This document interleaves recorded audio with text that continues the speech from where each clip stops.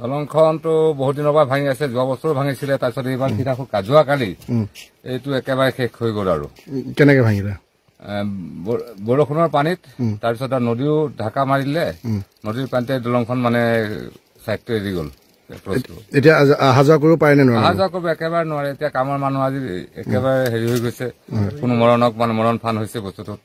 কেতিয়া কি হৈ যায়, স্কুলীয়া পোৱালি যাব নোৱাৰে, কামত যোৱা মানুহ যাব নোৱাৰে, মেডিকেল চেডিকেল কৰি যাব নোৱাৰে, বজাৰ হাট কৰিব নোৱাৰে। একমাত্ৰ আমাৰ এইটোৱে পথ আছিলে। আৰু এইটো ক'ৰ পৰা ক'লৈকে যায়? এইটো পথ এইটো ইয়াৰ পৰা ফুলবাৰীলৈকে ওলাই যাব পাৰে। ফুলবাৰীৰ পৰা। আপোনালোকৰ গাঁওখনৰ নাম কি আছিল? আমাৰ গাঁওখনৰ নাম মুলানগাঁও কছাৰী। আৰু এখন বৰ্তমান মুলানগাঁও কছাৰী ঘটনা, এইটো বালিপৰা মৌজাৰ। ইফালে কেইখন গাঁও আছে?